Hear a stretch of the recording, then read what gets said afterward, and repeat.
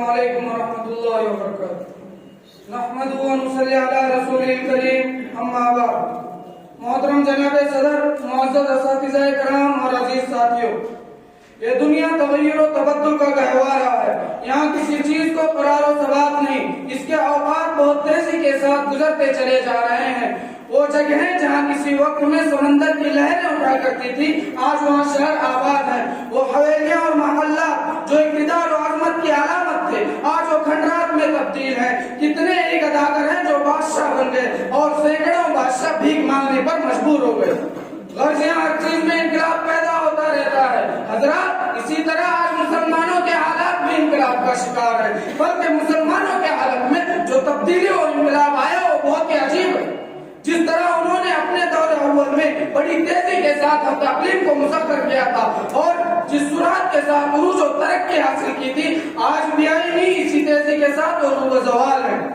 وہ مسلمان جنہوں نے کبھی جہالت کی تاریکیوں میں بھٹکتی ہوئی انسانیت کو تہذیب و تمدن سے آشنا کیا تھا، آج ان کی حالت یہ ہے کہ نہ ان میں علم موجود ہے نہ عمل۔ چاروں طرف ان کے علمی و عملی افلاس کا ماتم کیا جا رہا ہے۔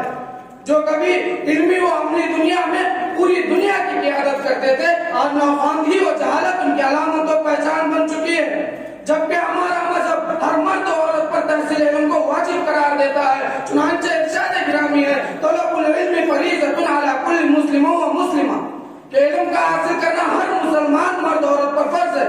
معلوم ہوا کہ اسلام میں تعلیم و تعلم کی جتنی اہمیت ہے وہ کسی دوسرے مذہب میں نہیں، حتیٰ کہ ہر ایسے علم کا حاصل کرنا جو دنیا و آخرت میں مفید و نافع و افضل عبادت ہے۔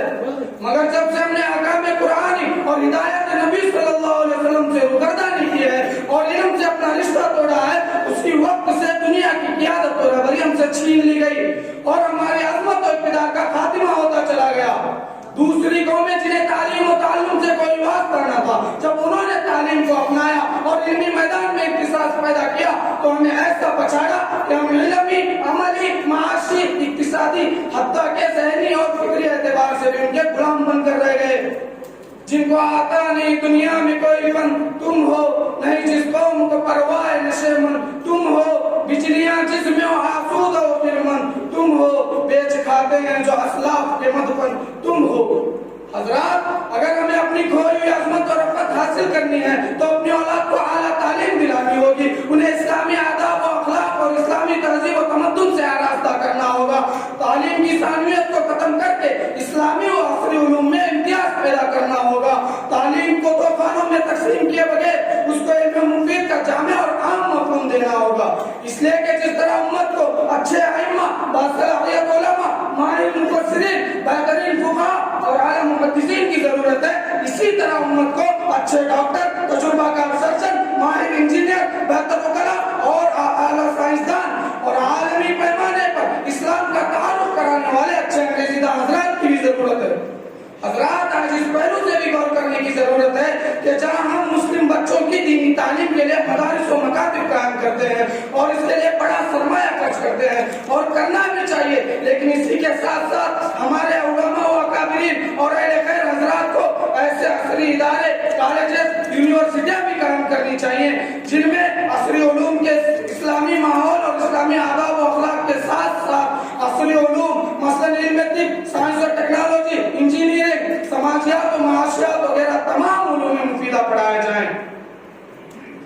محترم سامعین، حالیہ پستی سے نکلنے کی صورت یہ ہے کہ ہم اپنی تعلیم درست کریں، اپنے بچوں کو صحیح اور مفید تعلیم دلائیں، اس لیے کہ اگلی نسلوں کے مہمان آج کے بچے ہی ہیں۔ اور یاد رکھو، جو ماں باپ پڑھے لکھے نہیں ہوتے ان کے بچوں کی تربیت بھی ناقص رہتی ہے۔ بچہ جب پیدا ہوتا ہے تو سب سے پہلا آغوش ماں کی گود ہوتی ہے۔ اگر اس مکتب میں اس کی تعلیم و تربیت اچھی ہوئی تو اس سے کمالات کا ظہور ہوگا اور اس سے اچھی امیدیں وابستہ کی جا سکیں۔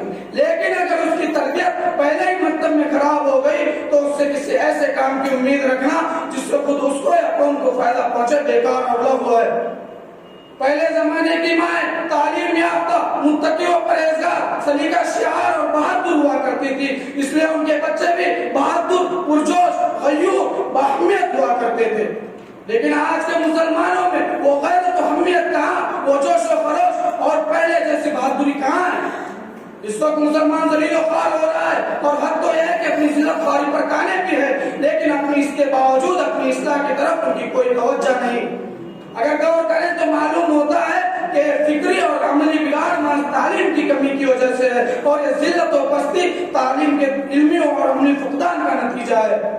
اس لیے ہم تمام مسلمانوں کی ذمہ داری بنتی ہے کہ ہم اپنے بچوں اور بچیوں کو بقدر ضرورت انہیں دینی اور دنیاوی تعلیم دلائیں، انہیں اسلامی آداب و اخلاق سے آراستہ کریں، انہیں تہذیب، انہیں نیک صالح اور مہذب بنائیں۔ بے معجزہ دنیا میں ابھرتی نہیں قومیں، بے معجزہ دنیا میں ابھرتی نہیں قومیں، جو ضرب کلیمی نہیں رکھتا ہو ہنر کیا۔ اللہ تعالیٰ ہم سب کو علم نافع اور ہمیں صالح کی توفیق عطا فرمائے۔